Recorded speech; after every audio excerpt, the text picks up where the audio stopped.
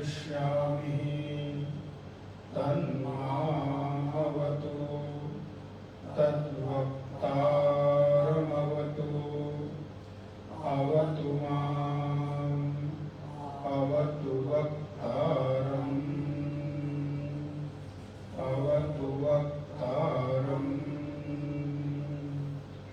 ॐ शान्ति शान्ति शान्तिः। नारायणं नमस्कृत्य नरं चैव नरोत्तमं देवीं सरस्वतीं व्यासं ततो जयमुदीरयेत्। सदाशिवसमारम्भां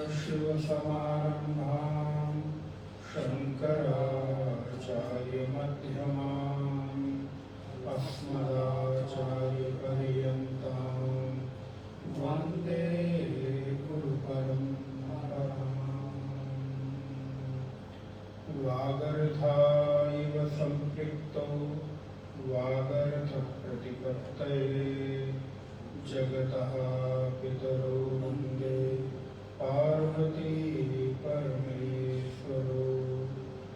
या देवी सर्वभूतेषु स्मृतिरूपेण संस्थिता नमस्तस्यै नमस्तस्यै नमस्तस्यै नमो नमः। नारायण ब्रह्मानंदवल्ली षष्ठ अनुवाद।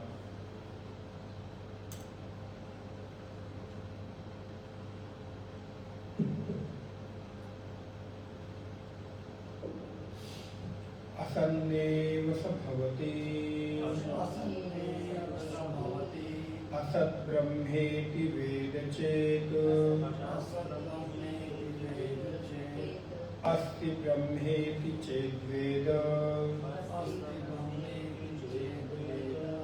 सन्तमेनं ततो विदुरितिः तस्यैष एव शारीर आत्मा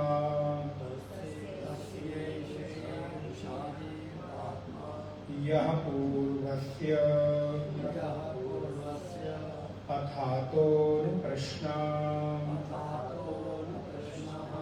उत विद्वान्नमुलोकं प्रेत्य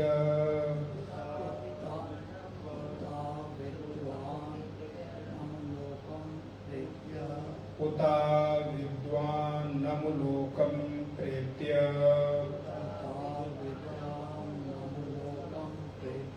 कश्चन गच्छति आहो विद्वान्नमुलोकं प्रेत्य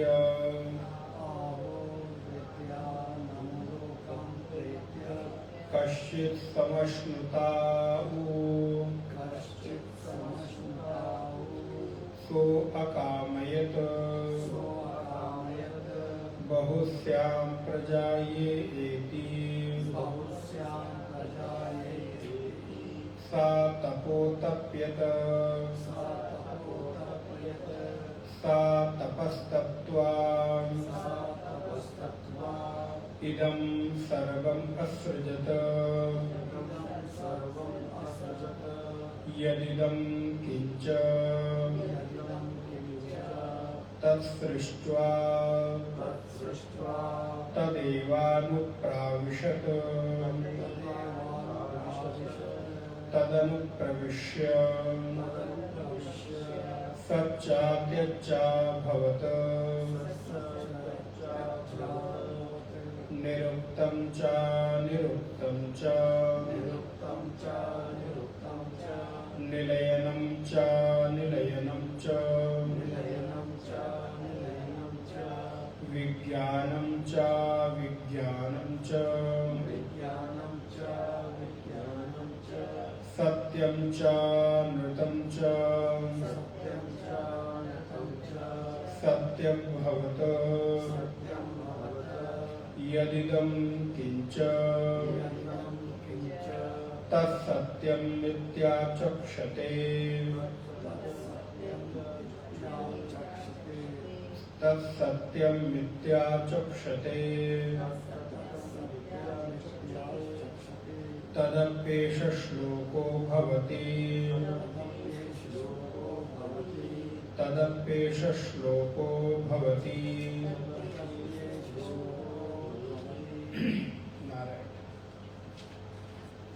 पिछली कक्षा में भगवती सूक्ति के माध्यम से हम लोग इस तैत्तरीय उपनिषद के ब्रह्मानंद वल्ली की षष्ठ अनुवाद को देख रहे थे, जो विगत कई कक्षाओं से चल रहा है। जहाँ पिछली कक्षा में हम लोगों ने देखा उस परमात्मा ने एक से अनेक होने का संकल्प लिया। सो अकामयत, उसने कामना की। कामना क्या की? बहुश्याम प्रजा ये एति, मैं एक से अनेक हो जाऊं, अर्थात अभी जैसा मैं हूं उतना ही ना हो बल्कि विस्तार हो जाए। बहुश्याम प्रजा ये एति सा तपो तप्यत, फिर उसने तप किया। और बड़ा अच्छा सुखद विषय है कि हम लोग गीता में भी पिछली कक्षा में तप के ऊपर ही चर्चा कर रहे थे, और यहाँ पर भी देखिए तप किया। तो मैंने आपको निवेदन भी किया, ब्रह्मा में सृजन की सामर्थ्य, विष्णु में पालन की सामर्थ्य, और शिव में संहार की सामर्थ्य यदि कहीं से मिलती है तो वो तप के द्वारा ही मिलती है। अर्थात ईश्वर में ईश्वरत्व का आधान भी तप ही माध्यम है। बिना तप के, तपस्या के, त्याग के, संयम के, बिना एक किसी साधन पद्धति में लगातार तल्लीनता के किसी को कभी सिद्धि नहीं मिलती। तो इसको ऐसे समझ सकते हैं, सिद्धि के लिए तप की महती आवश्यकता है। सिद्धि के लिए तप अनिवार्य है। बिना तप के किसी में कोई सामर्थ्य, सिद्धि, विशेषता या किसी भी तरह का गुण प्रकट नहीं होता। उसको किसी भी गुण के प्रकटीकरण के लिए, चाहे उसको अच्छा विद्वान होना हो, चाहे अच्छा वक्ता होना हो, अच्छा संगीतज्ञ होना हो, अच्छा इतिहासकार होना हो, अच्छा समाज में सेवा करनी हो, अच्छा ब्रह्मचारी होना हो, अच्छा सन्यासी होना हो, अच्छा गृहस्थ होना हो, तो उस सब के लिए उसको तप करना ही होगा। संगीत में आप देखिए पूरा पूरा जीवन लोग तपा देते हैं, खपा देते हैं। इतिहास में पूरा जीवन लगा देते हैं, विज्ञान में लगा देते हैं। किसी व्यक्ति को सन्यास की जीवन में जीना है तो पूरा जीवन उसको अपने त्याग, संयम, तपस्या में लगाना पड़ता है। और हर एक वस्तु, हर एक व्यक्ति, हर एक चीज के साथ उसको नियंत्रित और संयमित होना पड़ता है। तो यहाँ पर भी उस ईश्वर ने विचार किया, सो अकामयत, उसने कामना की। और कामना क्या की उस परमेश्वर ने कि मैं बहुत रूपों में उत्पन्न हो जाऊं, मैं बहुत रूपों में हो जाऊं। जैसे अनेक रूप रूपाय विष्णवे प्रभ विष्णवे, अनेक रूपों में मेरा प्रगटीकरण हो जाए, अर्थात विराट रूप में धारण कर लूं। जैसे अर्जुन को भगवान ने विराट रूप धारण किया, एक होते हुए भी अनेक दिखने लगे। लेकिन ध्यान रहे, अनेक दिखने में उसके एक होने का अस्तित्व कभी मिटता नहीं। अब वैसे ही जैसे हम एक होते हुए भी वो तो बने ही रहते हैं, लेकिन पुनः वही उदाहरण आप लीजिएगा, कुछ कुछ वेदांत के उदाहरण इतने कसौटी पे खरे उतरे हैं कि आप उनको त्याग नहीं सकते। कैसे? बोले एक व्यक्ति हम होता हुआ भी अनेक संबंधियों के रूप में, अनेक रूपों में प्रकट हूं कि नहीं। भाई के रूप में अलग, बहन के रूप में अलग, पिता के रूप में अलग, पुत्र के रूप में अलग, पति के रूप में अलग, मित्र के रूप में अलग, नौकर के रूप में अलग, कहीं बॉस है तो उसके रूप में अलग। एक ही होता हुआ आप देखिए, अगर हमें 10 संबंध हैं या 20 संबंध हैं, 50 है, तो 50 लोगों के चित्त में मैं 50 रूपों में प्रकट हूं कि नहीं। और मैं बदला नहीं। बोले हम तो जस के तस हैं, हरि जैसे का तैसा। उसमें किसी तरह का कोई बदलाव नहीं हुआ, उसमें किसी तरह की कोई परिवर्तन नहीं हुई। लेकिन वो अपना एक रहता हुआ भी अनेक रूपों में लोगों के लिए प्रकट हो जाता है। तो जब यहाँ कहा जाता है तो कई बार हम लोग ये करते हैं कि अच्छा उसमें भी कामना होती है, उसमें भी इच्छा होती है।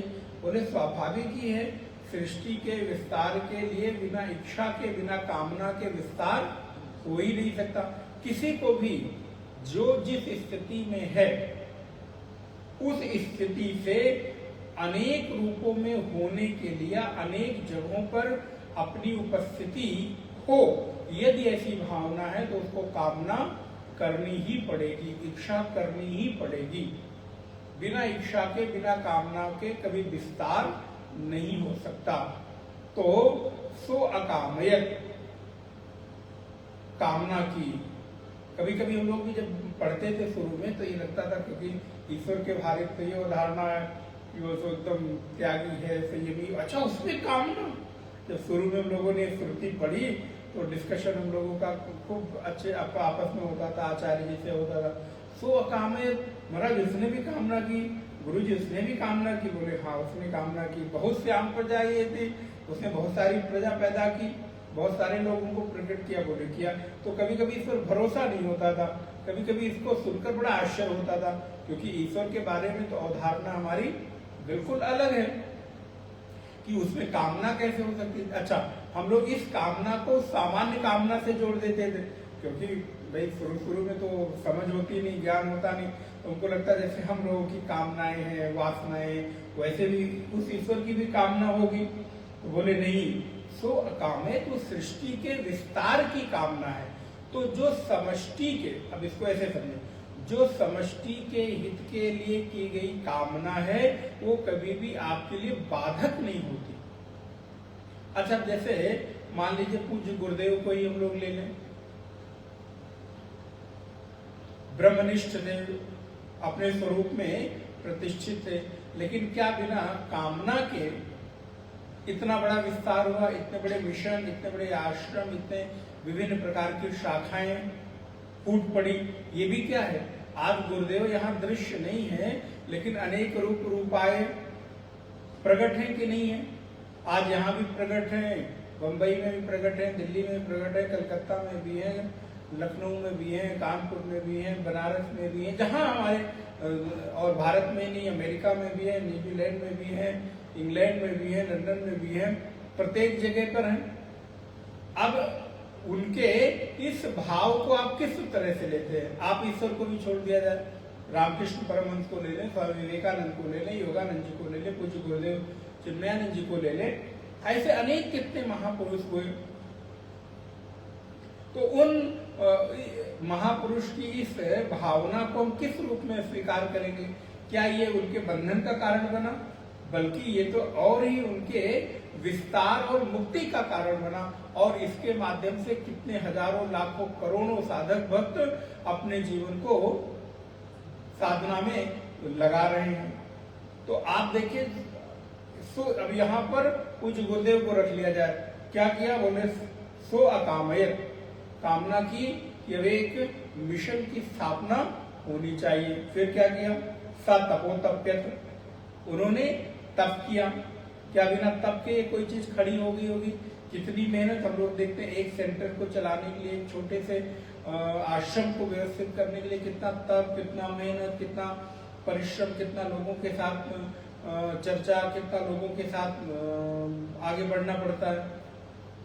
सैकड़ों आश्रमों की स्थापना तो बिना तप के तो संभव नहीं। तो सा तपो तप्यत, फिर सा तपस्तप्त्वा, पुनः उन्होंने तप किया। और तप को देखिए कितना वो जोर देते हैं, एक बार नहीं, दो बार नहीं, बार बार कहते हैं कि बिना तप के कोई व्यक्ति कहीं भी सिद्धि को प्राप्त नहीं हो सकता। इसलिए ये तप जो है, स्मरण करें, अभयम सत्व संशुद्धि ज्ञान योग व्यवस्थिति दानम दमश्य यज्ञश्च स्वाध्याय तप आर्जवम। वहां पर भी भगवान कहते हैं ये तप जो है अर्जुन, दैवीय गुण है। किसी व्यक्ति में तप करने की इच्छा, फिर इच्छा के बाद सामर्थ्य, और सामर्थ्य के बाद उसका उपयोग, ये दैवी कृपा के बिना नहीं हो सकता। ये भी सच है, आप किसी भी चीज की तपस्या बिना तप के नहीं बिना ईश्वरीय अनुग्रह के नहीं कर सकते। उसका अनुग्रह हो तो ही बुद्धि इस विषय में चलती है या इस तरफ आती है। तो सोई जाने जई देहु जनाई, वो जनाना चाहता है, बताना चाहता है, तो वो वैसा मार्ग हमको पकड़ा देता है, वैसे लोगों का संग करा देता है, वैसी परिस्थितियां, और उसको छोड़ो, परिस्थिति तो बात की बात है, वैसी पहले मना स्थिति बनाता है कि अच्छा आप इस सब की तरफ छोड़ो, अब इधर की तरफ उन्मुखता होनी चाहिए, बहुत कर लिया। तो सा तपो तप्यत, कामना, तप, फिर सृजन। इदम सृष्ट्वा इदम सर्वम असृजत, ये सब कुछ जो कुछ दिख रहा है, तो अब इससे स्मरण करने ईशावास्य का पहला मंत्र, इदम सर्वम। इदम सर्वम क्या बोले, जो कुछ भी इस जगत में दिख रहा है, जगत दिख रहा है, जगत का विस्तार दिख रहा है, वो सब कुछ ईशावास्य इदम सर्वम यत् किंच जगत्याम जगत। देखिए उपनिषद एक दूसरे को सहयोग करते हैं अथवा उसका अनुपालन करते हैं। तो इदम सर्वम असृजत, तो इदम सर्वम ईशावास्य इदम सर्वम यत् किंच जगत्याम जगत, जो कुछ भी इस जगत में दिख रहा है। और वहां पर हमने आपको जरूर ही बताया होगा जगत में जगत क्या है। तो जो जगत दिख रहा है वो सारे जगत को परमात्मा ने सृजन किया, और परमात्मा ने सृजन किया, इसलिए पंचदशी का विषय कि एक है ईश्वरकृत सृष्टि और एक है जीवकृत सृष्टि। तो यहाँ पर जो चर्चा हो रही हो ईश्वरकृत सृष्टि की चर्चा हो रही है, जो कुछ ईश्वर के द्वारा कृत सृष्टि है, जो कुछ ईश्वर निर्मित जगत है, उन सारे जगत का निर्माण, फिर उसमें हवा, अग्नि, आकाश, जल, पृथ्वी, पंचमहाभूत, अन्यान जो द्रव्य हमको दिखाई दे रहे हैं, सूर्य, नक्षत्र, तारे, चंद्रमा, पेड़ पौधे, जंगल, जो कुछ भी हमको दिखाई दे रहा है, जो इस व्यक्ति के लिए जरूरी है। जैसे अब आप एक घर बनाते हैं, तो उस घर के बनाने वाले आप क्या हुए, ईश्वर हुए ना। तो सबसे पहले क्या करते हैं आप, इच्छा करते हैं, सो अकामयत, अब हमारा घर बनना चाहिए। अब उदाहरण ऐसे जोड़ते चले, फिर क्या करते हैं, सो अकामयत, फिर आप पैसा कमाते हैं या तप करके पहले से कमाकर रखा है, सा तपो तप्यत, और उसके बाद फिर अकामयत, कामना आपने की, फिर उसके सृजन के लिए आप तद लोगों का चुनाव करते हैं। तो देखिए भगवान ने भी चुनाव कर रखा है, ब्रह्मा का चुनाव अलग, भाई निर्माण करता है, और पालन करने का चुनाव अलग, फिर घर में आप सर्वेंट्स भी रखते हैं, अन्य लोगों को भी रखते हैं जो उसकी जरूरत की चीजें पूरा करें। जरूरत पड़ती है तो उसको रेनोवेशन भी करते हैं, तोड़ते फोड़ते भी है, नया भी बनाते हैं, और कभी कभी जरूरत पड़ती है तो पूरा ही गिरा देते हैं।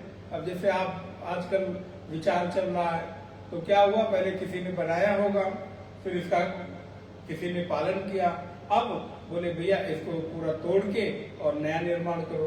तो आप भी देखिए, आपने एक छोटी सी सृष्टि का निर्माण किया, या छोटे से जगत का अपने घर के रूप में। तो सबसे पहला काम क्या हुआ, बोले कामना बनाना चाहिए, फिर तद अनुरूप तप के द्वारा उसका आपने निर्माण किया। अच्छा, निर्माण करने के बाद केवल ईंट का मकान खड़ा कर दिया, छत डाल दी, प्लास्टर कर दिया, फर्श लगा दी, अच्छा वॉशरूम बना दिया, अच्छा किचन बना दिया, इतने भर से काम हो जाता? बोले नहीं महाराज, फिर शुरू होता है कि इसमें क्या क्या जरूरत है, और एक एक छोटी छोटी चीज की। आप देखिए शुरू में जब घर बनता लगता है घर ही बनाना, फिर लोग कहते महाराज घर बनाने से ज्यादा उसकी फिनिशिंग या उसके इंटीरियर पर उसका डबल खर्चा आ जाता है। वो हम बाद में धीरे धीरे करते हैं, बोले फर्नीचर भी बदल दो, तो फ्रिज भी बदल दो, तो माइक्रोवेव भी बदल दो, किचन भी बदल दो, अच्छा बर्तन भी ले लो, अच्छा अब ये नहीं, ये ले लो, नया घर आया तो ये सोफा डाल दो, ये अमुक अमुक कर दो, दुनिया भर की चीजें होने लगती।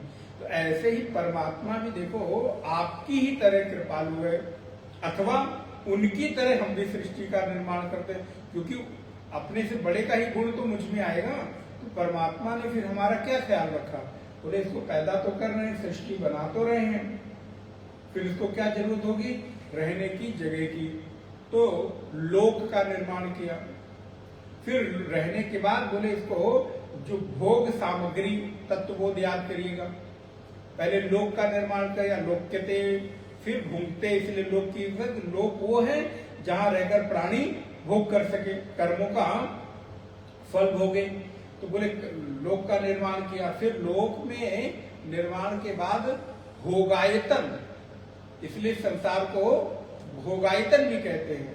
तो भोगायतन कब, क्या घर को भोग करेंगे, अच्छा हम कहते हैं बड़ा सुंदर इनका घर है, वो कितने सुंदर घर, बड़े कोठी का भोग कर रहे हैं। अरे घर का भोग नहीं कर रहे हैं, घर में रखी हुई भोग सामग्री, अगर मान लीजिए अभी इतने बड़े घर में खाली दीवारों के बीच हमको रख दिया जाए, क्या भोग करेंगे। बोले महाराज बैठने की गए, उनके यहाँ बैठने की कुर्सी तक नहीं थी।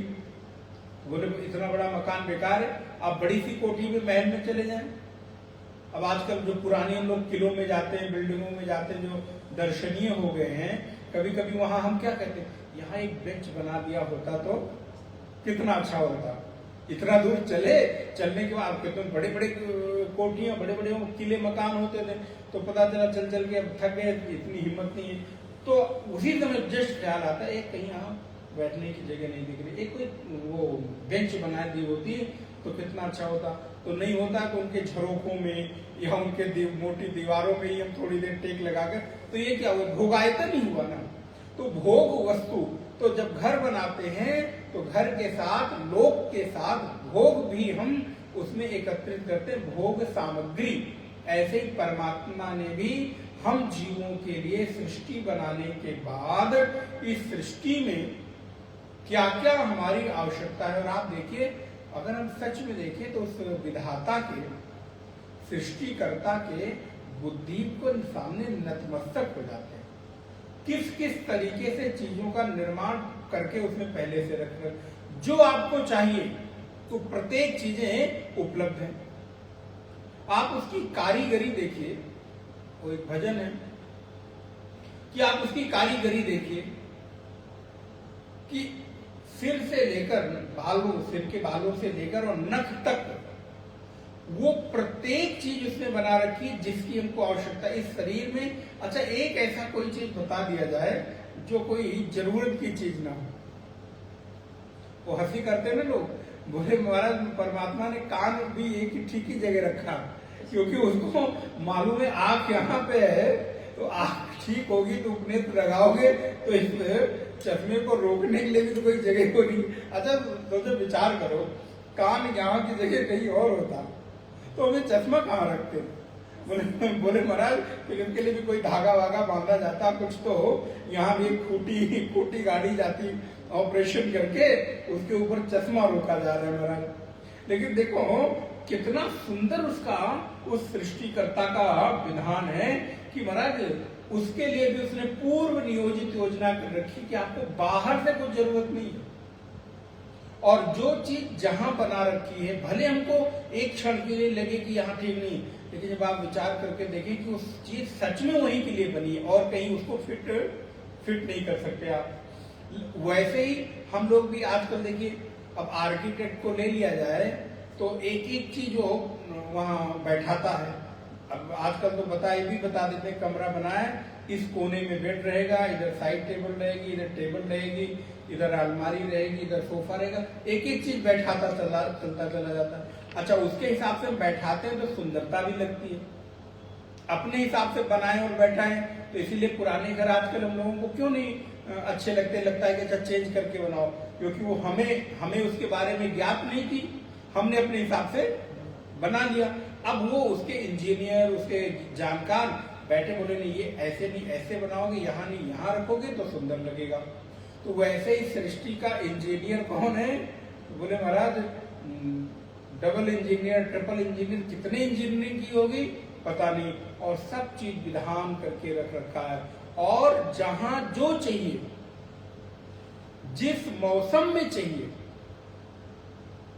जिस ऋतु में आपको जो फल, अब देखिए कितना विधान होगा कि अगर गर्मियों में आपको पानी वाले तरल पदार्थ अधिक चाहिए तो तद अनुरूप फल और सब्जियां और अन्य चीजें आपको उपलब्ध हैं। हम अब उसके विस्तार में कुछ कुछ अपनी चीजें डालते चले जाएं, ठीक है कि हम हर मौसम में हर चीज उपलब्ध कराने पर, कहता है नहीं, आप जिस मौसम में जिस लायक है वही खाइए। अब हम स्टोर करके फ्रीजर में डाल के उसका उपयोग करें, वो हमारी अपनी बुद्धि है। लेकिन आप देखिए पहले के समय में वो सीजन में फल आया और सीजन खत्म होते होते वो इतना गायब हो गया, जैसे कहते गधे के सिर से सींग गायब हो गई। बोले महाराज मिलता ही, हम लोगों को याद है कि गर्मियों के मौसम में खूब आम छुट्टियों में होता था, जून के, विशेषकर जून के महीने में जब लू चलती थी। और स्कूल जाने का जब समय हुआ, जुलाई में तो पहले सेशन शुरू होते थे, अब तो अप्रैल से हो गए, तो जुलाई अगस्त में जाते थे तो एक आम के लिए तरस गए।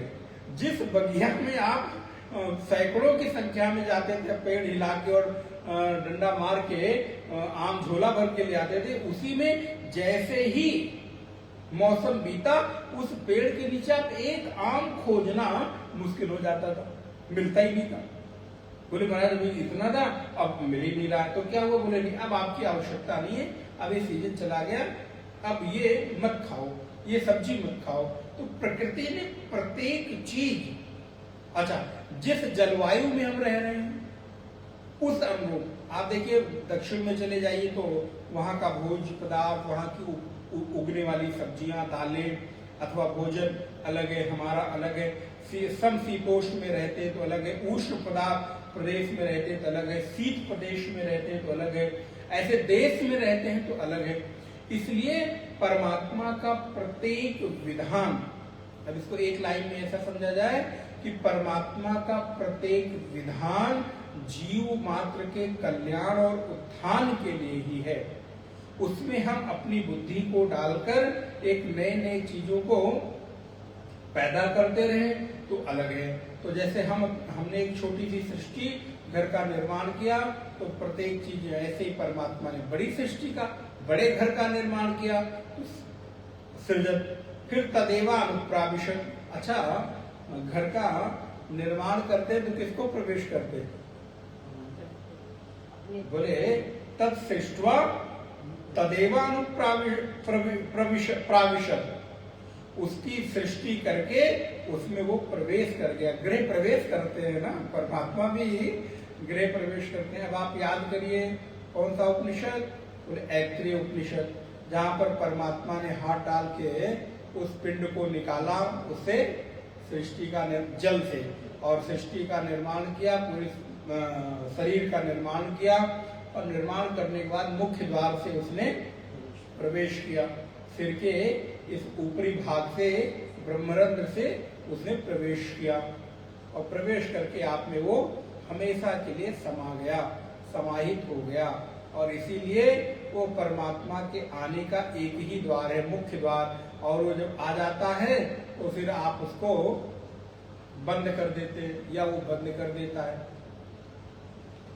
अब जाने के लिए तो बोले महाराज आने के लिए तो मुख्य द्वार हम खोलते हैं, लेकिन जाने के लिए हम 3-4 द्वार हैं, जिस द्वार से मर्जी आए उस द्वार से आप चले जाइए। तो बोले वैसे ही आने के लिए तो उसने अपना रास्ता निश्चित कर रखा है, लेकिन जाता किस रास्ते से है? बोले ये आपकी साधना पर निर्भर करता है, आपके द्वारा उसकी कितनी आराधना की गई, उस प्रसन्नता पर वो निकलने का द्वार चुनता है। इस विषय पर आपने सुना होगा कि वो ऊपर के किसी द्वार का चुनाव करता है कि नीचे के किसी द्वार का चुनाव करता है कि या शरीर के किसी अन्य अंग का चुनाव करता है। इसीलिए मृत व्यक्ति के किसी भी एक अंग को आप देखेंगे कि उसमें विकार आ गया, भंग हो गया है, उसमें वो टूट गया है, या कुछ वहां परिवर्तन दिखाई देता है। तो जाता कैसे है? बोले जाता वैसे है जैसे आपने पूरे जीवन भर उसको रखा है, उसकी आराधना की। जहां आपने अपनी रुचि रखी है, बोले अब तुम्हारी इच्छा इसी द्वार से जाने की है, तो मैं क्या करूं, इसी द्वार से जाऊंगा। तुम्हें अगर खाने में रुचि है, बोले तुम्हारे खाने वाले द्वार से निकलता हूं, बहुत हो गया। सुनने से, तो बोले सुनने वाले द्वार से। देखने से, तो बोले देखने वाले द्वार से। अगर विषय भोग वासनाओं में रुचि है, तो तुम्हारे अन्य मल द्वार से, भोग द्वार से। और यदि आपने साधना कर रखी है, त्याग संयम, तो बोले फिर आपके ब्रह्मरंध्र से हो जाता है। इसीलिए हम उस वायु का आवाहन करके उसको वहां पर स्थापित कर देते हैं। अच्छा, ब्रह्मरंध्र से ना भी जाए, अगर इस गर्दन के ऊपर के किसी भी भाग से उस जीव की निकासी होती है, तो आप समझिए ठीक है, जीवन एक साधना पूर्ण जीवन है। क्योंकि इसका मतलब है कि आप कम से कम विषयों से, भोगों से ऊपर उठे हैं, थोड़े ऊर्ध्व गति की ओर आपका प्रस्थान हुआ है। तो तत् सृष्ट्वा तदेवानुप्राविशत तदनुप्रविश्य, भगवती सुत्ती कहती है, मैं बहुत, परमात्मा ने कामना की कि मैं बहुत रूपों में उत्पन्न हो जाऊं। उसने विचार किया, और पिछली कक्षा में हमने भगवत्पाद शंकराचार्य का भाष्य आपको दिखाया था, आपको स्मरण होगा। और उस भाष्य में हमने आपको कहा कि यहाँ पे जो तप किया है, उस तप का अर्थ भगवान शंकराचार्य ने क्या किया है। तो ये तीसरी चौथी पंक्ति, मतलब पढ़ने के बाद आप देख सकते होंगे कि भगवत्पाद शंकर कहते हैं, सा आत्मैव कामः सस्तपो तप्यत तप इति ज्ञानम उच्यते। उसने ऐसा कौन सा तप किया? बोले ज्ञान रूपी तप किया है उसने। इसके अतिरिक्त और कोई तप नहीं। वेदांत में ज्ञान रूपी तप ही श्रेष्ठ माना गया है, प्रमुख माना गया है। अन्य तपों पर हमने पिछली गीता कक्षा में चर्चा की थी। अन्य तप हमारे लिए सिद्धिदायक हैं, अन्य तप शरीर को संयमित करने के लिए उचित हैं, अनुकूल हैं। लेकिन असल में जो तप का यथार्थ रूप है, वो है ज्ञान। तो तप इति ज्ञानम उच्यते। फिर मुंडक उपनिषद की श्रुति का उदाहरण दिया, यस्य ज्ञानमयम तपः, जिसका ज्ञान ही तप है, ज्ञान रूप तप है। ज्ञान का तात्पर्य है सृष्टि के अथवा इस विधाता के यथार्थ स्वरूप को जान लेना, जो जैसा है उसको वैसा समझ लेना, उसको ज्ञान कहते हैं। अच्छा, साधारण सी भाषा में हम करें तो आप क्या कहते हैं? मैं जान गया कि तुम कैसे हो, मैं जानता हूं आदमी कैसा है, मैं जानता हूं, इतने सालों से मैं उसको देख रहा हूं। इसका मतलब क्या हुआ? विचार करिए। इसका मतलब यह हुआ कि अब आपका उस व्यक्ति के बाह्य चीजों को लेकर कोई आकर्षण अथवा रुचि नहीं है कि उसके पास धन कितना है, उसके पास पद कितना है, उसकी पहुंच कितनी है, इससे नहीं।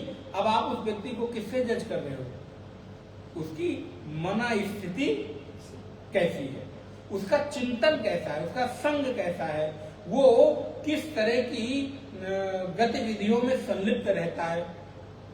तो अब आप देखिए, आपने भी जब ये कहा कि हम उसको जानते हैं वो कैसा है, तो आप धन के आधार पर निर्णय नहीं ले रहे हो, उसके व्यवहार के आधार पर निर्णय नहीं ले रहे हो, उसके शरीर और बल सामर्थ्य के अनुसार आप निर्णय नहीं ले रहे हो, अपितु आप उसके जीवन की मान्यताओं के बल पर निर्णय ले रहे हो कि वो कैसा है।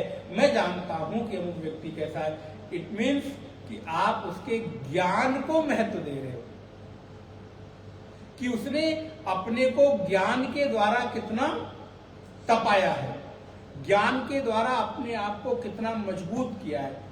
लौकिक ज्ञान ही सही कि उसकी समझदारी कितनी है, उसकी मान्यता कितनी है, उसने अपनी इर्द गिर्द किन लोगों का संग कर रखा है, अथवा कैसे लोग उसके आसपास रहते हैं, उस आधार पर आप कहते हो मैं जानता हूं कि वो कैसा है। क्या हुआ? बोले आपका जीवन का अंतिम निर्णय ज्ञान ही है। तो उसी प्रकार भगवती श्रुति कहती हैं यस्य ज्ञानमयम तपः, जिसका ज्ञान ही तप हो। फिर अगर आगे भगवत पाद शंकराचार्य लिखते हैं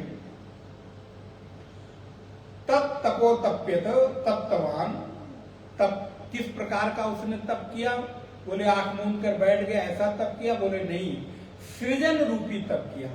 सृज्यमान जगत जगता, जो जगत है उस जगत की सृष्टि रूपी तप किया। रचनादि विषय, जो यहाँ पर विषयों की रचना की, पंचभूतों की रचना की, पंच विषयों की रचना की, आकाश, अग्नि, वायु, जल, पृथ्वी और शब्द, स्पर्श, रूप, रस और गंध। आप देखिए उसकी रचना को कितनी मजबूती है। इन 5 चीजों को रच के उसने सब कुछ बना दिया। इस सृष्टि में अगर आप देखें तो इन 10 चीजों के अलावा क्या है?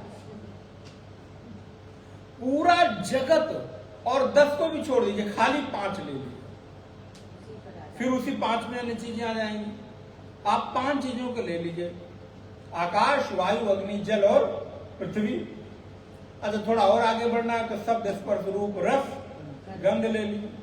थोड़ा और विस्तार करना है, ज्ञानेन्द्रिया पंच, पंच कर्मेंद्रिया पंच, प्राण, अंतःकरण, मन, बुद्धि, चित्त और अहंकार। इसके अलावा इतनी बड़ी सृष्टि का विषय क्या है? अच्छा, यद्यपि उदाहरण बहुत समीचीन नहीं, लेकिन थोड़ा उदाहरण तो एकांश में ही होता है। अब आप इस घर को देख लीजिए, कोई भी बिल्डिंग कितनी भी सुंदर बनी हो, कितना बड़ा भी महल बनाओ, उसमें ले देगी कितने दर्जे रुकते। भाई अगर एक कोई छोटी सी कुटिया या छोटा सा घर किसी सामान्य व्यक्ति का बना है, जहाँ एक कमरा सीधा सीधा खड़ा है, लिंटर डल गया है, और एक किसी व्यक्ति का महल जैसा घर बना, उसमें भी वही सीमेंट, मोरंग, बालू, ईट, पानी और भी जो 2-3-4 चीजें, इसके अलावा तो कुछ नहीं। लेकिन वो अंतर कैसे आ गया? बोले बनाने की जो कुशलता है उसके आधार पर उस बनाने का जो सौंदर्य है वो बदल जाता है। हम भी घर बनाते हैं, पड़ोसी भी घर बनाता है, कोई रिश्तेदार भी घर बनाता है। बोले महाराज हमारा घर इतना अच्छा नहीं बन पाया। अरे भैया मटेरियल तो तुमने भी यूज किया। अब यहाँ अंतर क्या आया? समझदारी का। यहाँ अंतर क्या है? चुनाव का। यहाँ अंतर क्या है? रुचि का। यहाँ अंतर क्या है? आपके सृजनता का, आपके भीतर जो सृजन सामर्थ्य का, सृजन सामर्थ्य के अंतर के कारण वस्तु का सौंदर्य बदल जाता है। आप एक टेलर को एक बार चुनते हो, दूसरे टेलर को दूसरी बार उसको आप रिजेक्ट कर देते हो, क्यों? फिर भी तो आप टेलर के पास ही जाते हो, वो भी क्या करता है? उसके पास भी तो मशीन ही है, कपड़ा ही तो है, धागे ही तो है, कैंची ही तो है, और वो भी तो काटता और सिलता ही तो है। तो लेकिन ये ठीक नहीं काटता, इसके पास सिलने की समझ नहीं, इसलिए एक अच्छा हो गया और एक खराब हो गया। तो ठीक इसी प्रकार किसी व्यक्ति की पहचान उसके बाह्य चीजों से नहीं होती, बल्कि उसकी समझ से, उसके आचरण से, उसके व्यवहार से और उसके आसपास की परिस्थितियों से होती है। तो सृजन किया परमात्मा ने, किसका सृजन किया? सृष्टि का। और सृष्टि में जो शब्द, स्पर्श, रूप, रस और गंध है, तो सृज्यमान जगत रचनादि विषय मानो चा नाम करो आत्मित्यर्था। और फिर यहाँ पर नाम और रूप का उसने सृजन किया। तो उस परमात्मा ने उस सृष्टि का निर्माण करके और हमारे लिए उनका उपयोग करने के लिए हमको दे दिया। सृज्यमान जगत हमको जो दिखाई दे रहा है उसने हमारे लिए किया। अब एक और चीज बहुत सुंदर है, इसको मैंने संभवतः पिछली कक्षा में कहा कि नहीं कहा, नहीं तो अगर आपके पास भाष्य है ही कही है, इस लाइन को यहाँ से पूरा अंडरलाइन कर सकते हैं। उपयोगी है, उचित है और हमारे लिए सृष्टि की पूरी व्याख्या समझने के लिए संक्षेप में बहुत अच्छा है। तो क्या है? बोले सा एवं आलोच्य। सा माने वह, और आलोच्य माने उसके बारे में पहले पूरी तैयारी की, आलोचना की। देखिए, आलोचना शब्द को हम नेगेटिव में लेते हैं, कई बार नकारात्मकता में लेते हैं, वो उचित नहीं है। आलोचना का तात्पर्य होता है कि वर्तमान की विषय वस्तु को दोबारा से देखने की सामर्थ्य, एक नए भाव से देखने, एक दूसरे दृष्टिकोण से उसको देखने की प्रवृत्ति को आलोचना कहते हैं। मैं इसको देख रहा हूं, लोचन के द्वारा इसका आलोढ़न विलोड़न कर रहा हूं, दोबारा उसको एक तरह से हम नए सिरे से उसको हम देख रहे हैं, तो आलोच्य। तो यहाँ पर भगवत्पाद आचार्य क्या लिखते हैं? सा एवं आलोच्य। उस परमात्मा ने इस सृष्टि का आलोचना रूप माने एक तरह से पुनः सरसरी दृष्टि से इसको देखा, एक नए सिरे से विचार किया, और तप करने के बाद क्या किया? बोले आलोच्य तपस्तप्त्वा। देखिए, पुनः तप किया, क्योंकि उसको लगा कि शायद कुछ सृजन और बेहतर हो सकता है, तो आलोच्य करके दोबारा उसको एक तरह से उस पर विचार करके पुनः तप करके, और सृष्टि का निर्माण किसके लिए किया? बोले हम निर्माण तो कर रहे हैं, लेकिन क्यों कर रहे हैं? इसका लाभ किसको मिलेगा? किसके लिए घर बनाया जा रहा है? बोले बच्चों के लिए। बोले नहीं, पुनः विचार करो कि बच्चों को घर की जरूरत है भी कि नहीं। अगर आप अभी देखिए, यही आलोच्य है, यही आलोचना, यही विचार है। यदि आप घर बच्चों के लिए बना रहे हैं, तो विचार करो क्या इस घर की आवश्यकता बच्चों को है भी कि नहीं। नहीं तो आप इतना बड़ा सुंदर घर बना के तैयार करें, मेहनत करें, और पता चले महाराज न रहने के बाद इसका रेट लग रहा है, कितने का है? बोले हमारा 5 करोड़, बेचो। बोले नहीं, 6 मिल सकता है, छोड़ो ना, क्या करना है इसको, हमारे लिए जितना मिल रहा है उतने में ही। और आप सोचिए कितनी मेहनत से बनाए, कितना परिश्रम, भावनाएं लगी, पैसा लगा, बल लगा, सामर्थ्य लगी, समय खर्च हुआ, लेकिन अब उसके लिए उनकी कोई आवश्यकता नहीं। क्यों? क्योंकि अब ये उनके लिए उपयोगी नहीं है। तो जो सृष्टि का निर्माण हो रहा है, जिस किसी भी चीज का सृजन हो रहा है, उसके लिए उपयोगिता है भी कि नहीं है। अब जब हमारा काम इतने छोटे से में चल सकता है, तो हम क्यों इतना बड़ा बनाए? नहीं महाराज, हमारे न रहने के बाद बच्चों, बोले उसको उनकी आवश्यकता ही नहीं है। उनका सृजन अन्य जगह, उनका लोक ही अलग है, तो उनके लोक को यहाँ पर हम बना दें उनके लिए, तो उनकी जरूरत ही नहीं है, क्योंकि वो इस धरती को अपना मानते ही नहीं है। इस धरती में उनके कर्म के अनुसार फल देने की सामर्थ्य है। देखिए, सारी चीजों को आप चाहें तो जीवन के साथ जोड़ कर देख सकते हैं। अब उनके जो कर्म है, उनका जो परिश्रम, उनकी पढ़ाई लिखाई कर लीजिए, उनकी नौकरी कर लीजिए, उनके भीतर जो कैपेसिटी है, उसका फल देने की सामर्थ्य धरती में है ही नहीं। तो यहाँ की भोग सामग्री भी उनके लिए कोई काम की नहीं। तो बोले फिर उतना ही सृजन करो जितनी तुम्हारी अपनी आवश्यकता। तो आलोचना करते रहना चाहिए, हमेशा अपना आत्मनुसंधान करते रहना चाहिए, अपने को देखते रहना चाहिए, तप करो।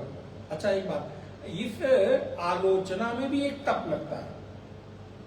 आप जब अपने ऊपर विचार चिंतन करते हैं, स्वयं के जीवन को निर्माण और उसकी भविष्य योजना को, तो क्या एक तप का काम नहीं है?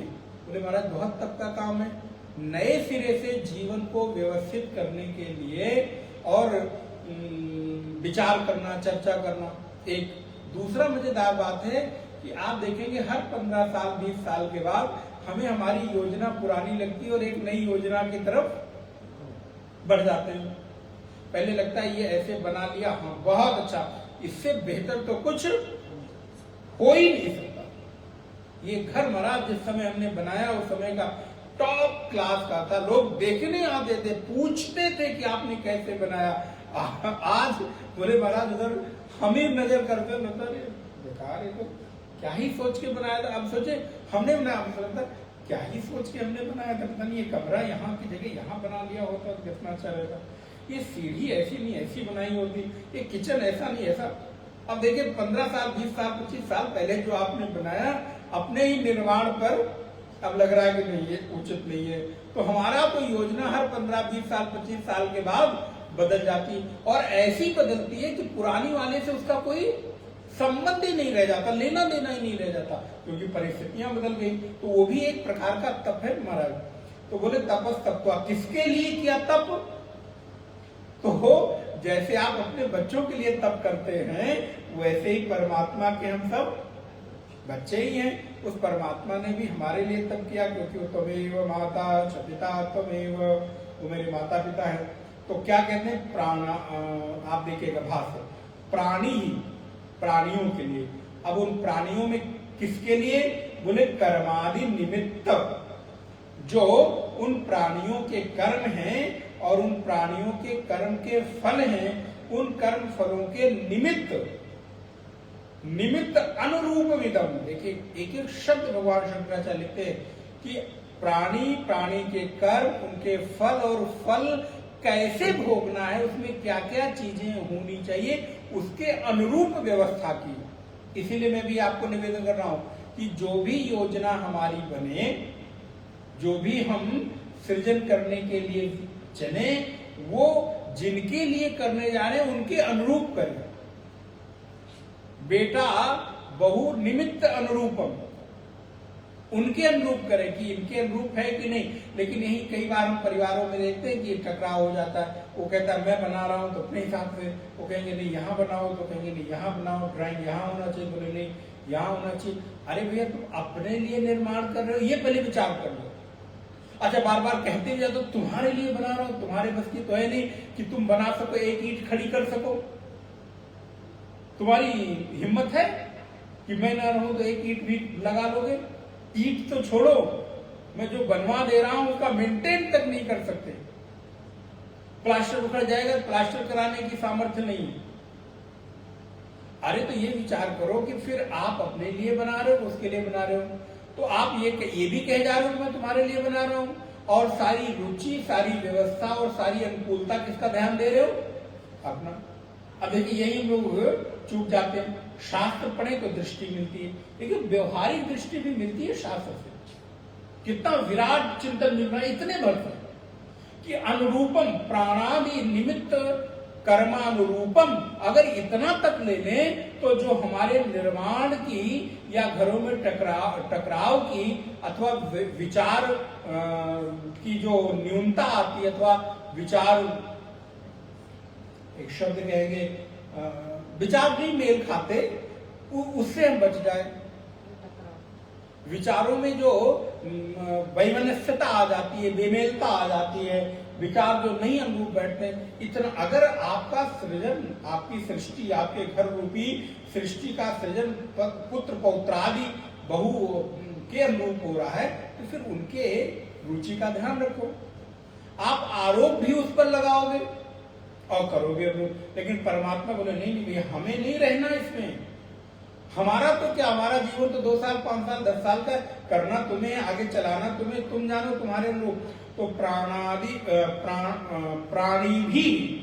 प्राणी भी नहीं, हाँ ऊपर है, प्राणी कर्मादि निमित्त अनुरूप विदम सर्वम जगतः देशतः। ये पूरे सभी चीजों का निर्माण कैसे किया? जगतः देशतः, कर्मानुरूप इस जगत को बनाया, और सभी प्राणियों को जिस अवस्था में जो चीज मिलनी चाहिए तद अनुरूप उस देश, उस काल और उस नाम और उस रूप का विभाजन किया। देखिए कितनी चीजें दी हुई। सर्वम जगतः, उसे जगत का निर्माण, देशता वैसे देश का निर्माण,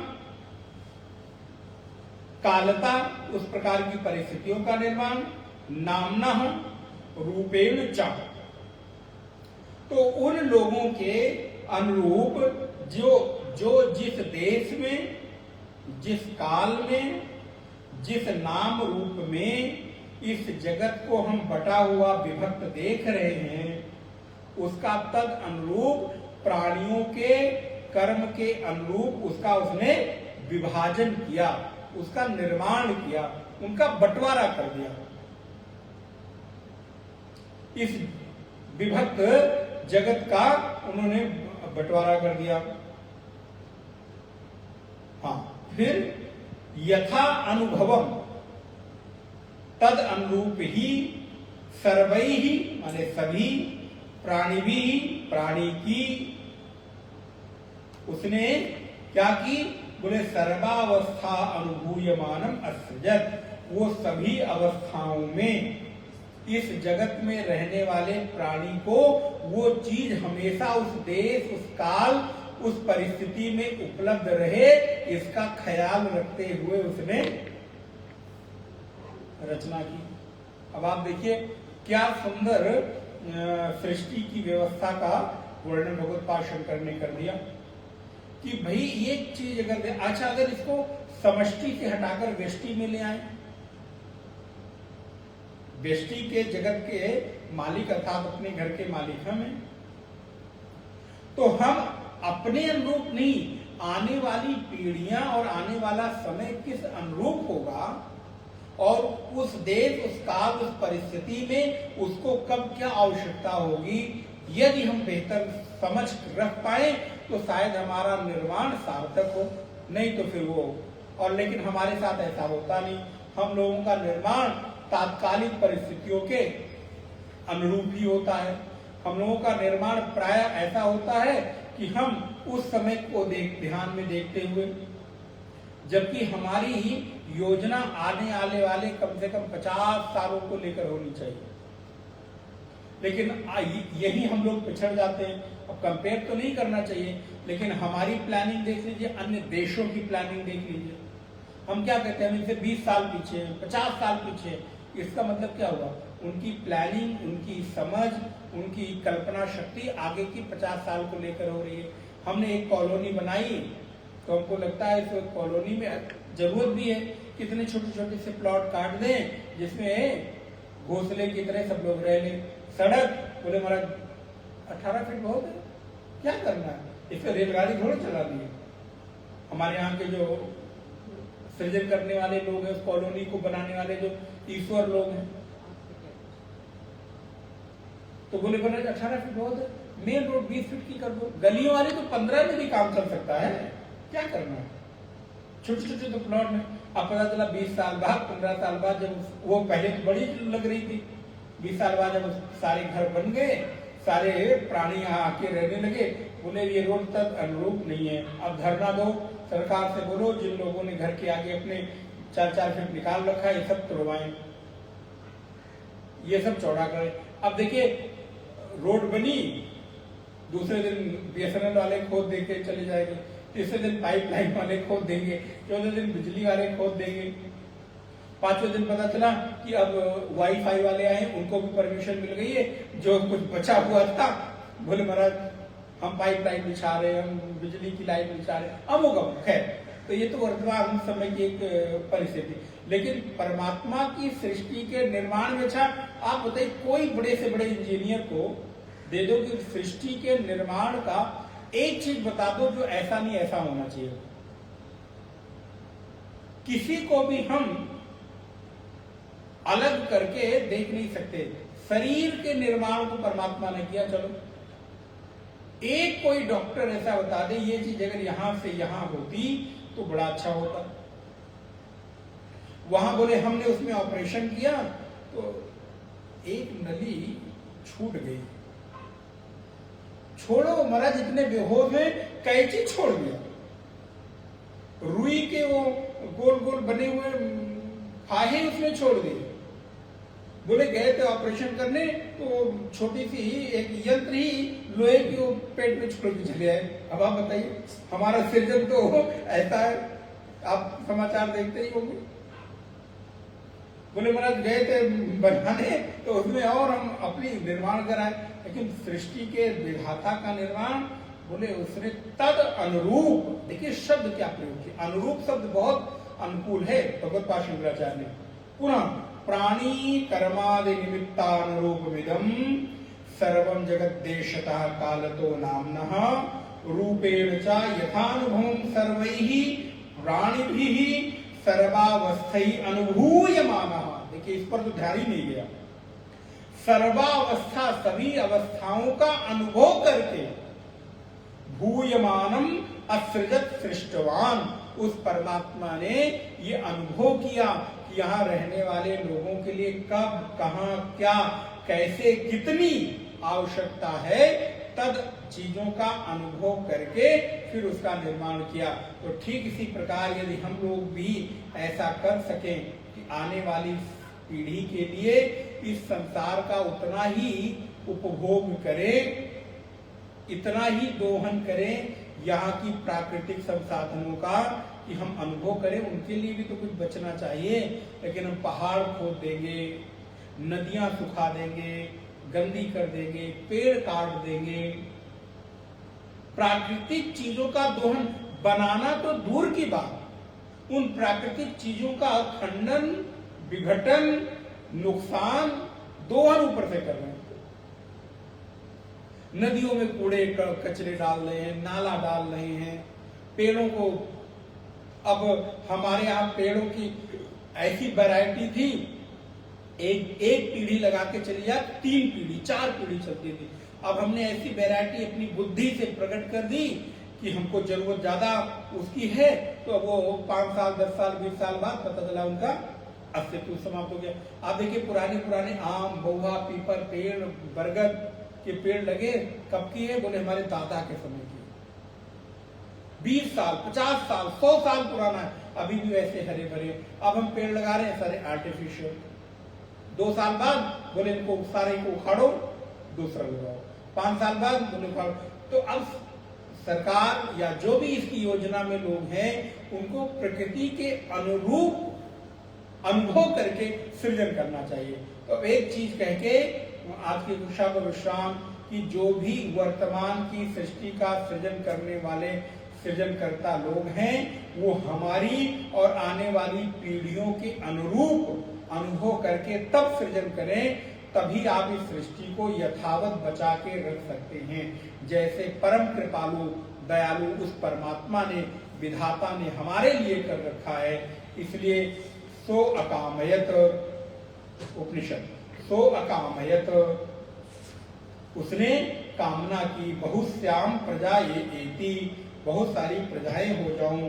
सा तपो तप्यत, उसने तप किया।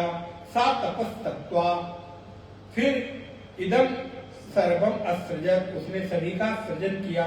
यद इदम किंच, इसमें जो कुछ भी दिखाई दे रहा है, तत् सृष्ट्वा, उसका सृजन करके, तदेवानुप्राविशत, उसमें प्रवेश कर गया। तदनुप्रविश्यम, अब क्या क्या है तो आगे इसका थोड़ा विस्तार करेंगे। क्या सृजन किया और कैसे किया, किस किस में वो प्रवेश किया। सत्यचा सच्चा त्यच्चा भवत इत्यादि अगली कक्षा में इस पर हम देखेंगे। ओम पूर्णमदः पूर्णमिदं पूर्णात् पूर्णमुदच्यते पूर्णस्य पूर्णमादाय पूर्णमेवावशिष्यते।